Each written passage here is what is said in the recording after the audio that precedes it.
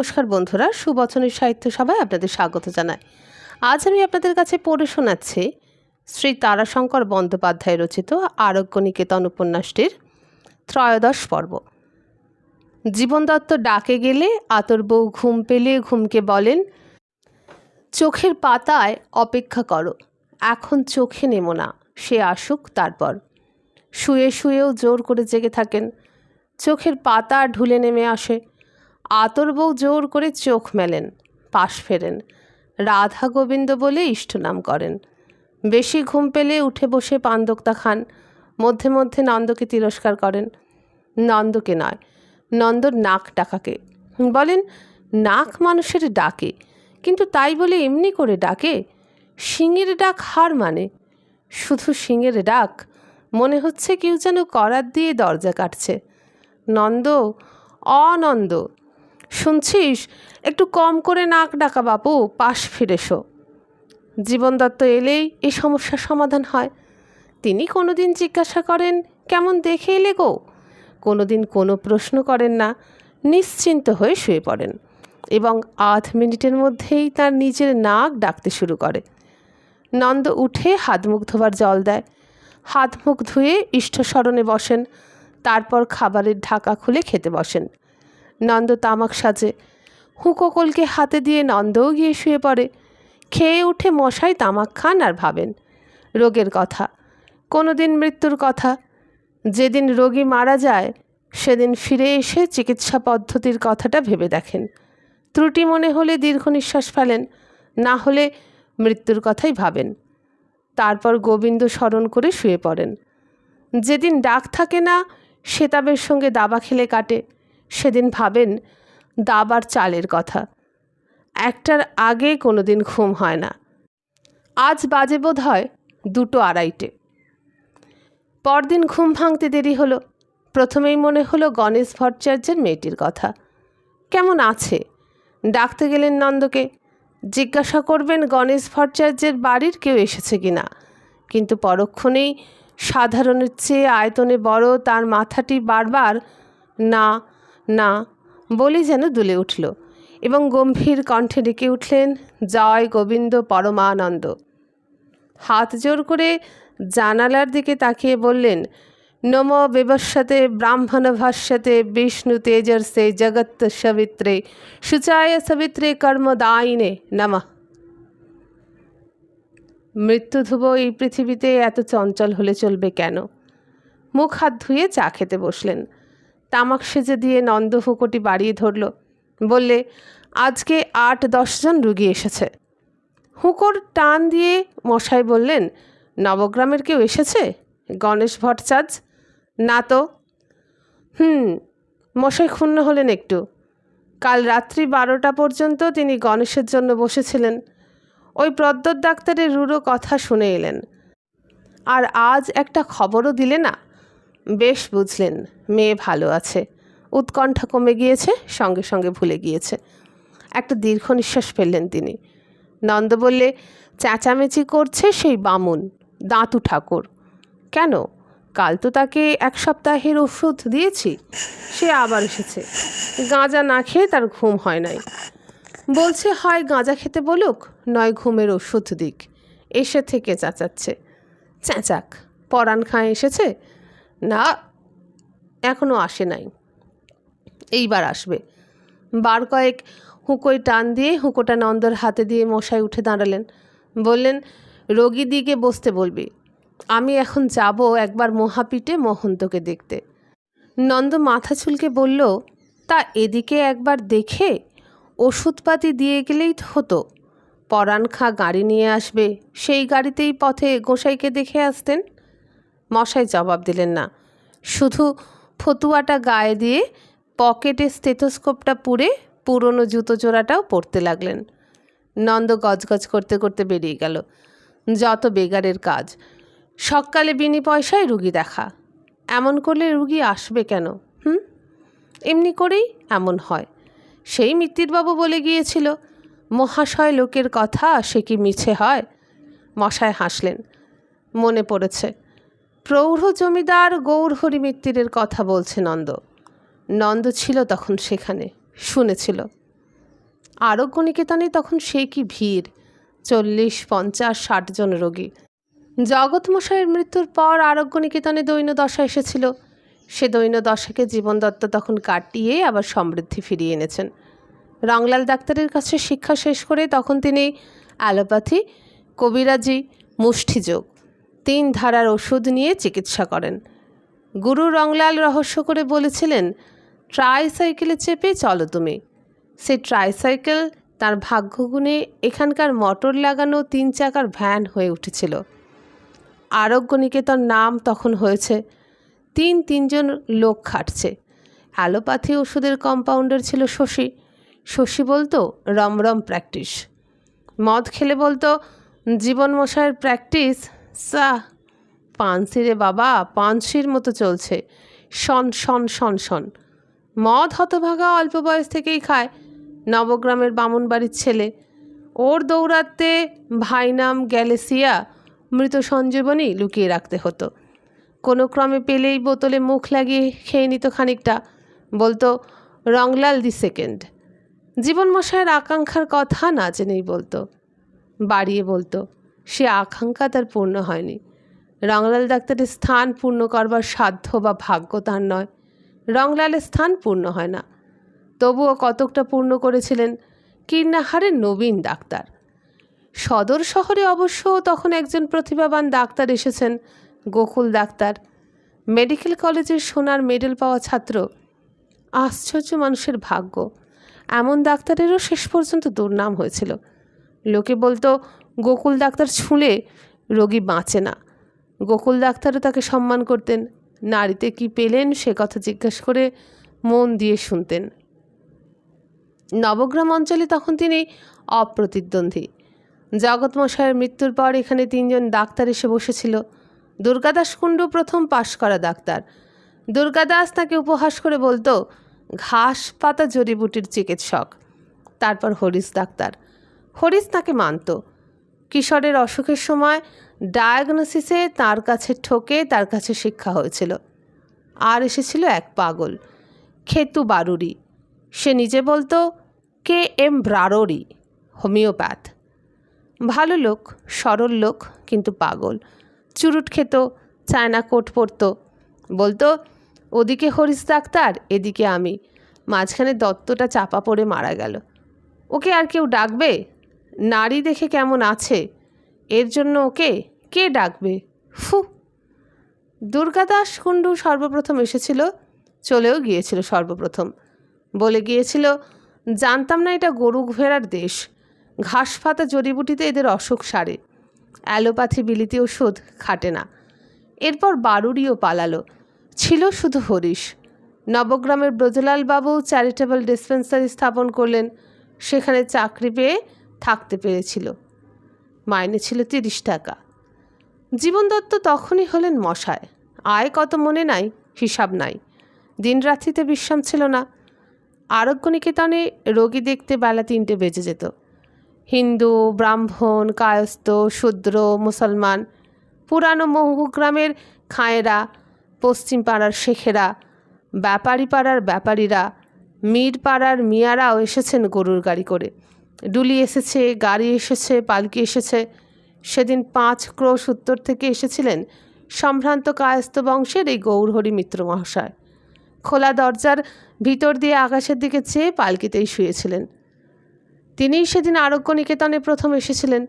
কিন্তু জীবন মশাই শেষ রাত্রে কলে গিয়েছিলেন নবগ্রামে, ওই নিঃস্ব জমিদার রায়চৌধুরীদের এক শরিকের বাড়ি।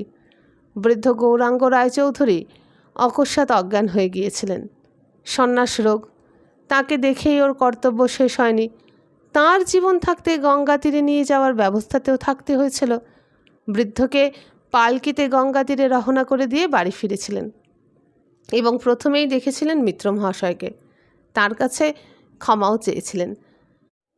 অনেকক্ষণ অপেক্ষা করতে হয়েছে আপনাকে, কিন্তু কি করব, আমাদের এখানকার প্রবীণ জমিদার, প্রাচীন জমিদার বংশ। সংক্ষেপে বিবরণটুকুও বলতে হয়েছিল। মিত্র হেসে বলেছিলেন, দত্ত মহাশয়? না, দত্ত আর নয়। আপনি এবার আপনাদের পৈতৃক শুদ্ধ মহাশয়ত্বের অধিকারী হয়েছেন। এ অবশ্য আপনারই কাজ, যোগ্য। কিন্তু এদিকেও একটু লক্ষ্য রাখবেন, দূর দূরান্ত থেকে আসে সব, এরাই আপনার লক্ষ্মীর দূত। কষ্ট পেলে, অবহেলা করলে ততদিনই আসবে যতদিন আর একজনকে পাবে না। জীবন মহাশয়ের মনে একটু লেগেছিল, কথাটা লাগার মতোই কথা। তিনি বলেছিলেন, অবহেলা আমি করি না, সে করলে আমার পাপ হবে, সে সম্পর্কে আমি অবহিত। কষ্ট লাগাবার চেষ্টাও আমি সাধ্যমতো করি। তাও করতেন। বেলা বেশি হলে রোগীদের শরবত, সাগু, বার্লি দিতেন।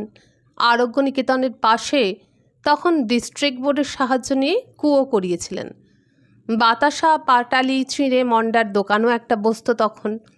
মশাই আরও বলেছিলেন, আর পসারের কথা, সে ভগবানের দয়া, গুরুর শিক্ষা আর আমার নিষ্ঠা।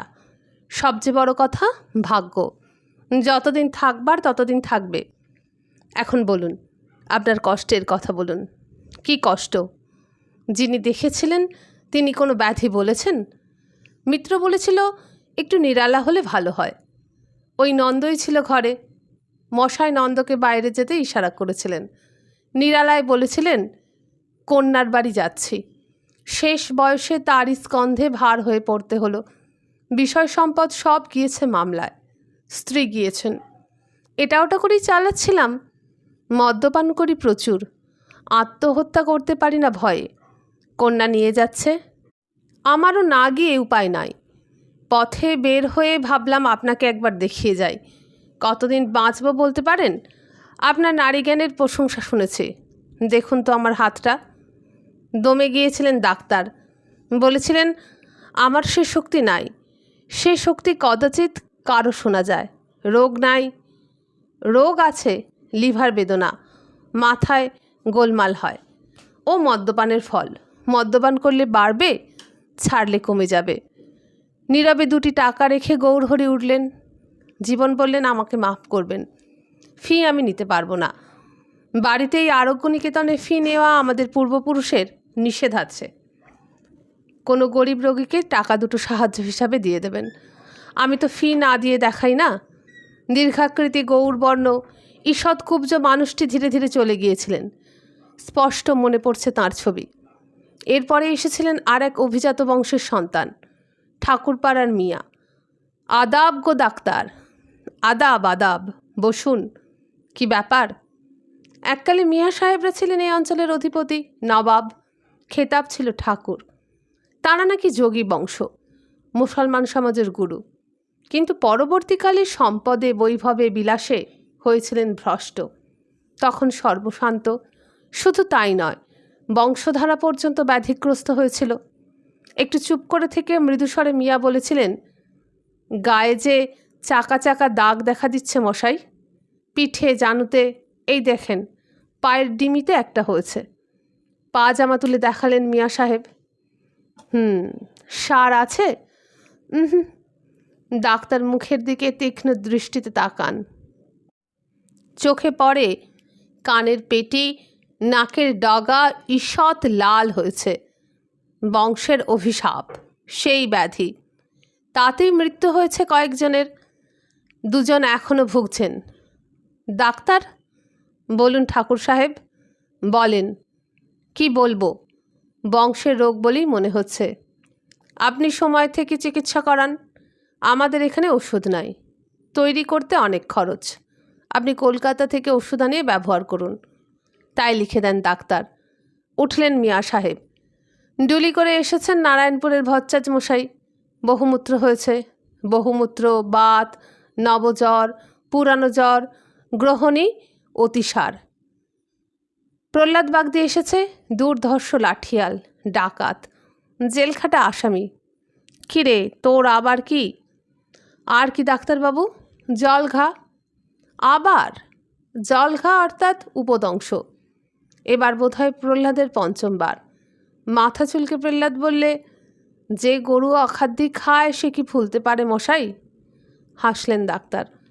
নবগ্রামের বড় কর্তার বাড়ি যেতে হবে, ডাক আছে। তার ছোট ছেলের 4র্থবার প্রমেয় দেখা দিয়েছে। তার বাবার কথা মনে পড়ত। তিনি বলতেন, জীবনে আয়ু আর পরমায়ু কথা দুটো শুধু কথার মারপ্যাঁচ নয় বাবা, ওর অর্থ হলো নিগুড়ো। দীর্ঘ আয়ু হলেই পরমায়ু হয় না, আর স্বল্প আয়ু হলেই সেটা পরমাণু হয় না এমন নয়। যার জীবন পবিত্র, পরমানন্দময়, পরমায়ু হলো তার। নইলে বাবা শক্তি চর্চা করেও মানুষ দীর্ঘায়ু হয়, রোগকে সহ্য করে, এমনকি জয় পর্যন্ত করে। কথাটা তিনি এই প্রহ্লাদ সম্পর্কেই বলেছিলেন। প্রথমবার উপদংশের আক্রমণে প্রহ্লাদ চিকিৎসা করায়নি, এটা ওটা মলম ব্যবহার করেছিল। দ্বিতীয়বার এসেছিল জগৎমশায়ের কাছে, সেই উপলক্ষেই বলেছিলেন। প্রহ্লাদ সেবার বলেছিল লোকে দেখাতে বলছে তাই, নইলে ও আপনি ভালো হয়। প্রহ্লাদ আজও বেঁচে আছে, আজও লাঠি খেলে বেড়ায়, আজও মাটির উপর বাহু ঠুকে আছাড় খেয়ে পড়ে। প্রহ্লাদ বলতো, তবে চিকিৎসাতে তাড়াতাড়ি সারে, তা ওষুধ দেন। তখন ইঞ্জেকশন ওঠেনি, ওষুধ নিয়ে টাকা দিয়ে প্রণাম করে চলে যেত প্রহ্লাদ। 1 টাকা ফিও দিত। ডাক্তার বলতেন, ও কি রে, ফি কেন? বাড়িতে আমি ফি নিই কবে? এই দেখেন, বদ্যিপেন আমি না দিলে রোগ যে দেহ ছাড়ে না, আর তো দেবো না। এতকালের খাতার মধ্যে প্রহ্লাদের নামে বাকি হিসাব নেই। তারপর একের পর এক আসত রোগী, অমশয়, জ্বর, ম্যালেরিয়া, রেমিনটেন্ট, টাইফয়েডেরও 2-1টা আসত, গ্রহণী। তাছাড়া কত রোগ! এক রোগীর 3-4টে রোগে মিশে সে এক জট পাকানো জটিল ব্যাপার। তার বাবা বলতেন, শাস্ত্রে আছে সকল বিকারের অর্থাৎ রোগের আজও আবিষ্কার হয়নি। যদিও কোনো রোগ নতুন মনে হয়, তবে তার নাম না জানো না বলে সংকুচিত হবে না, লজ্জিত হবে না, লক্ষণ দেখে তার চিকিৎসা করবে। এই যুগে পাশ্চাত্য চিকিৎসা বিজ্ঞানের কল্যাণে ল্যাবরেটরি হয়েছে, সে যুগে তাদের সে সুযোগ ছিল না। তারপর আরম্ভ হতো পাইকিরি দেখা। এ নামটা শশীর আবিষ্কার। রোগীরা এলে কার কি অসুখ জেনে কম্পাউন্ডারেরা 2 ভাগে ভাগ করে রাখত। সহজ রোগীদের আলাদা করে একদিকে বসাতো। অবশ্য অবস্থাপন্ন মান্যগণ্য রোগীদের রোগ সহজই হোক আর কঠিনই হোক, তাদের দেখার কাল ছিল প্রথমেই। পাইকারি দেখার সময় ডাক্তার এসে বাইরে দাওয়ার উপর বসতেন, পাশে দাঁড়িয়ে থাকতো গোপাল কম্পাউন্ডার। রোগী দেখে ডাক্তার প্রেসক্রিপশন বলতেন, সে লিখত। শশীর ওপর তিনি নির্ভর করতে পারতেন না। অন্যমনস্ক শশী কী লিখবে কে জানে। তাছাড়া লেখার পর শশী নিজেই পড়তে পারতো না কি লিখেছে। ডাক্তারকে এসে জিজ্ঞাসা করত, কি বলেছেন বলুন তো, লেখাটা ঠিক পড়তে পারছি না। আরোগ্য নিকেতনে তখন 3 জন কম্পাউন্ডার, শশী, গোপাল আর কবিরাজি বিভাগে ছিল বাপের আমলের বুড়ো চরণদাস সিং। নীরবে ঘরের মধ্যে শুঁট আমলকি চূর্ণ করত, মোদক পাকাতো, পুড়িয়া বাঁধত।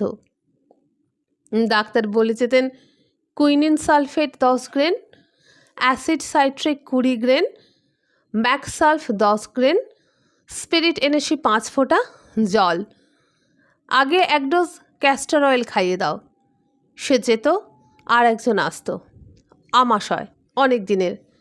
ডাক্তার ডাকতেন, সিংমশাই। চরণদাস শেষে দাঁড়াতো, একে রেশা খাদমে দেবেন তো। ওটা তাঁদের মুষ্টিযোগ। তোমার কি? সূর্যি ফোঁড়। সূর্যোদয়ের সঙ্গে মাথা ধরা শুরু হয়, সূর্যাস্তের পর ছাড়ে। এর মধ্যে ভীষণ যন্ত্রণা। জীবনদত্ত আবার ডাকতেন, সিংমশাই। সূর্যি ফোঁড়ের মুষ্টিযোগ বলে দিয়ে নতুন রোগের দিকে মন দিতেন। হঠাৎ চকিত হয়ে উঠতেন। 3 দিন অল্প জ্বর, মাথায় যন্ত্রণা, 1 জ্বরই। জিভ দেখি ডাক্তার সতর্ক হয়ে বসেন। দেখি, নাড়ি ধরে চোখ বোঝেন। ও হাতটা দেখি। এসো তো বাপু, টেবিলের ওপর শুয়ে পড়ো তো, পেটটা দেখি, ফাঁপ আছে কি না। তুমি বাপু সাবধানে থাকবে, তোমাকে 2 দিন ঘোরাবে বোধ হয়, বুঝেছ? নাড়িতে যেন শক্ত রোগের আভাস পাওয়া যাচ্ছে। স্পষ্ট বিকাশ এখনো হয়নি, তবে মনে হচ্ছে জিভ পেটও তাই সমর্থন করছে। টাইফয়েড। গোপাল, কাগজ আনো। প্রেসক্রিপশন লিখতে লিখতে ডাক্তার বললেন, দেখো দুবার জ্বর ওঠানামা করে কিনা লক্ষ্য রেখো। আগে না, জ্বর তো নাই, ওই একভাবে সুতোর সঞ্চারে। না না, ভালো করে লক্ষ্য করো, ভাত মুড়ি এসব খেও না, সাগু খাবে, সাগু। দুধ, দুধ খেও না, আর নিজে এমন করে এসো না, বুঝেছ? হ্যাঁ, ঘোরাতে পারে 2 দিন। ব্যাস, এইবার গ্রামের কটি রোগীর বাড়ি যেতে হবে, তারপর নবগ্রাম। সাহাদের বাড়িতে একটা নিউমোনিয়া কল, সূর্যবাবুর ছেলের রেমিটেন্ট ফিভার, রমেন্দ্রবাবুর ছোট ছেলের প্রমেহ, নেপালি স্ত্রীর সুতিকা। কেউ ফি দেবে, কেউ দেবে না। যারা দেবে তাদেরও 2-1জনের বাকি থাকবে। এছাড়া পথে আরও কতজন কত বাড়ি থেকে তাকে ডাকত, মশাই একবার আমার ছেলেকে দেখুন। ছেলে কোলে নিয়ে পথের ধারেই দাঁড়িয়ে থাকতো 2-1জন। কারো কারো বাড়ি যেতে হতো। বৃদ্ধ শয্যাশায়ী যারা, তারা পথের ধারে দাঁড়ায় কী করে? মশাই একবার যদি আমার মাকে দেখে যান। মনে পড়ছে সেদিন শ্বেতাব তাকে যোগী বাড়ুজ্যেকে দেখতে ডেকেছিল। জীবন, একবার বাপু যোগী বাড়ুজ্যেকে দেখে যা। ছেলে পুলে নাই, আমাকেই বললে যোগী, যদি জীবন মশাইয়ের সঙ্গে দেখা হয় বলো, একবার যেন দেখে যান আমাকে।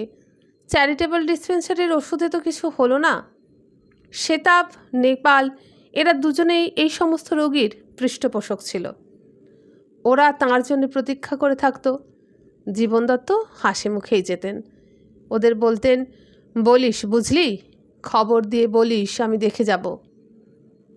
নেপাল খবর আনতো, হরিহর ডোম খুব ভুগছে, চল একবার যাবি। গোপলা বাউরির মায়ের জ্বর, তাকেও একবার দেখে যাবি চল। হরিহরের অসুখ ভালো হলে তার কাছে একটা পাঁঠা আদায় করবে নেপাল। সে জীবন দত্ত জানতেন, এবং সেই পাঁঠাটা দিয়ে নিজে থেকে চাল ঢাল ঘি মশলা তরিতরকারি দিয়ে নেপাল একদিন ফিস্ট করবে। জীবন দত্তকে দিতে হবে মাছ মিষ্টি। বাড়ি ফিরতে অপরাহ্ন। পকেটে টাকায় আধুলিতে 10-12 টাকা। ফি ছিল তখন 1 টাকা। দিনান্তে ফি একবার, দ্বিতীয়বারের ফি রেওয়াজ ছিল না। জামাটা খুলে দিতেন আতর বউকে। ছেলে বনবিহারী, মেয়ে সুষমা এসে দাঁড়াতো। বাবা পয়সা। জীবন দত্ত ফেরবার সময় আধুলি ভাঙিয়ে বাড়ি ফিরতেন। তার মধ্যে পয়সা কিছু থাকতই। বনুর 4টি, সুষমার 2টি। বনু নিত ডবল পয়সা, বলতো বড় পয়সা নেব। সুষমা ছোট বড় বিচার ছিল না, 2টি হলেই সন্তুষ্ট হতো, ছেলে আর মেয়ে। নোট বইটা খুলে লিখে রাখতেন, রামেন্দ্রবাবুর বাড়ির ফি বাকি রইল। বাড়ির বাইরে তখন আরোগ্য নিকেতনের সম্মুখে বামনি গাঁয়ের শেখেদের গাড়ি এসে দাঁড়িয়ে আছে। কৃষ্ণপুরের লোক এসেছে, কায়স্থ প্রধান সমাজ কৃষ্ণপুর। মিত্রদের বাড়ির চিঠি নিয়ে এসেছে। দত্ত মহাশয়, একবার দয়া করিয়া আসিবেন। আমার জ্যেষ্ঠ পুত্রের 1 জড়ি জ্বর। রাঘবপুরের কবিরাজ দেখিতেছেন, কিন্তু কিছু হইতেছে না। ইতি সুরেশচন্দ্র মিত্র। গৌরহরি মিত্রের কথাটি নন্দ মনে করে রেখেছে, যখন তখন বলে। জীবনমশাই হাসলেন। আসলে ওটা নন্দর ক্ষোভ। সেখানে আরোগ্য নিকেতনের গৌরবের যে ওরাও অংশীদার ছিল, পাওনাও হতো অনেক। সেকালে ছিল কাঠের কলবাক্স। যেখানে মশাই পায়ে হেরে যেতেন, সেখানে নন্দ বা ইন্দির যেত কলবাক্স মাথায় নিয়ে। কারুর বাড়ি 2 আনা পয়সা, কারুর বাড়ির 4 পয়সা প্রাপ্য হতো ওদের। আজ বলতে গেলে সময় মতো ওরা মাইনেটাই পায় না। দিন যায়, ফেরে না। দিনের সঙ্গে কাল যায়, কালের সঙ্গে গতকালকার নূতনের বয়স বাড়ে, পুরানো হয়, জীর্ণ হয়। যা জীর্ণ তা যায়। তার খ্যাতিও গিয়েছে, তাতে আক্ষেপ নেই, কিন্তু দুঃখ একটু হয় বই কি। উপেক্ষা সহ্য হয় না। তাঁকে উপেক্ষা করলেও তিনি দুঃখ পেতেন না। এ যে বিদ্যাকে উপেক্ষা। আসুন, তাকে আহ্বান জানালে মহান্তের শিষ্য ভোলানাথ পথের উপর দাঁড়িয়ে আছে। মহাপীঠের চারিপাশে বন্যভূমির একটি বিচিত্র গন্ধ আছে। কত রকমের ফুল এবং বিচিত্র গন্ধা লতা যে এর মধ্যে আছে, অনন্তপুলের রাজ্য বললে হয়। ভোলানাথ বললে, সকাল থেকে আপনার জন্য তাগাদা লাগিয়েছে বুড়ো। ডাকো মহাশয়কে, নারী দেখুক। বন্ধুরা, এখানেই শেষ হলো আরোগ্যনিকেতন উপন্যাসের ত্রয়োদশ পর্ব। পরবর্তী পর্ব নিয়ে শীঘ্রই আসছি। ততদিনের জন্য নমস্কার।